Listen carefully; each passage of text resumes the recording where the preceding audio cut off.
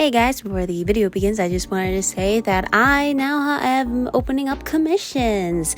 All the information is in the pictures screen, and if you have any questions, then you can email me through the email provided.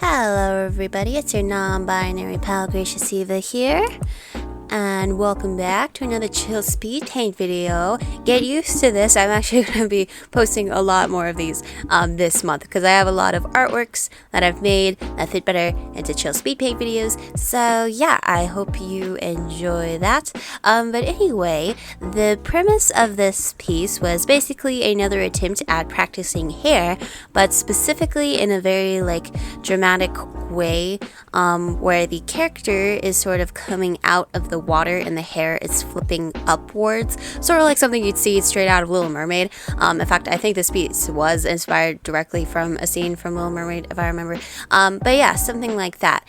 And you know, when you have long hair, it can get very messy and tangled that way. And I wanted to practice the sort of motion of the hair when that happens.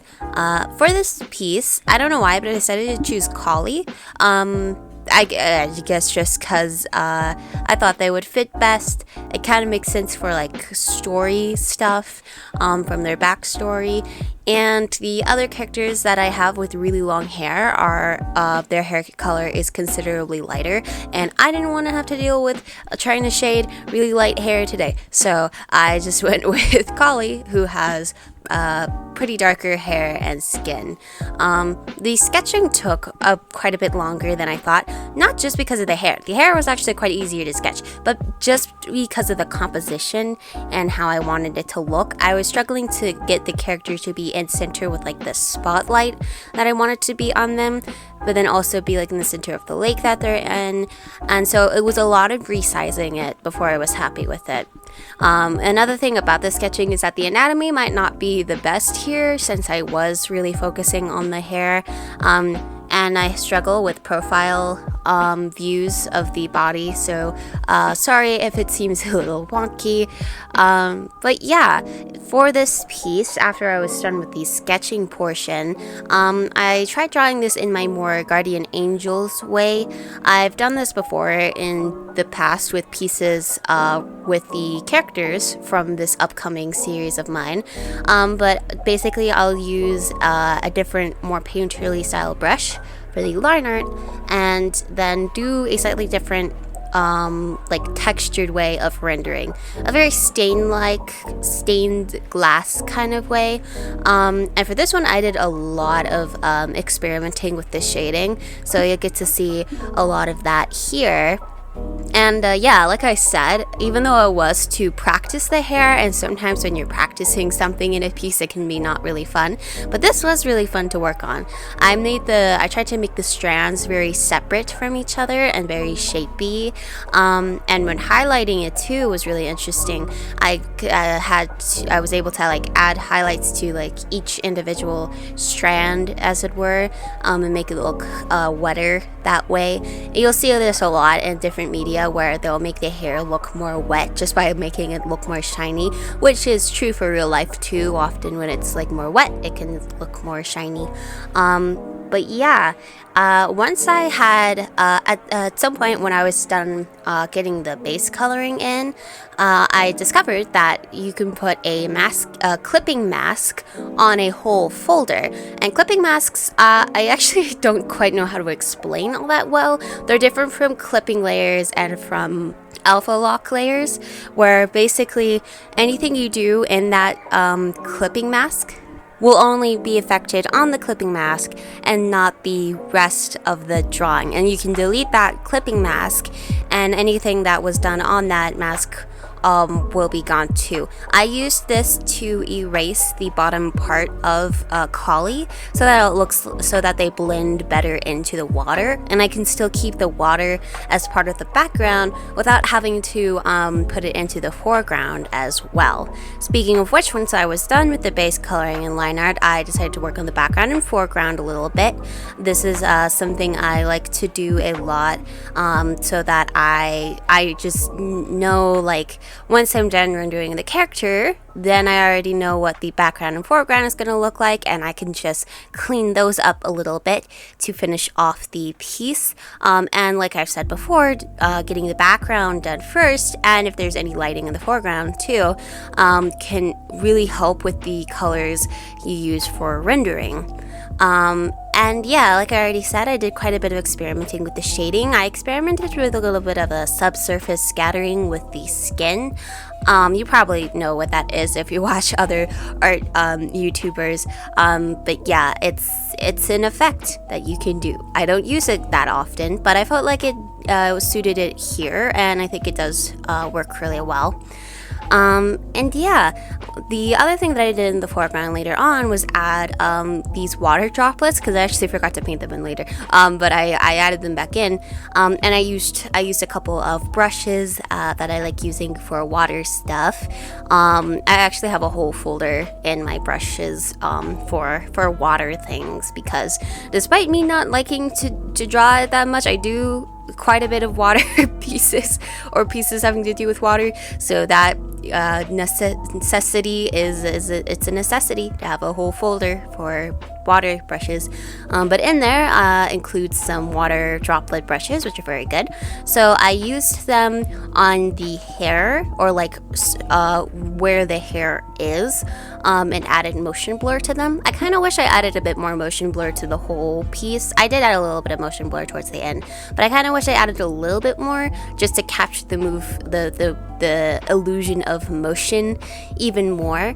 But I still like how it turned out in the end. I like the hair, which is good because that was like the focal point of this piece, and I like the spotlight. I do spotlights a lot in my artworks.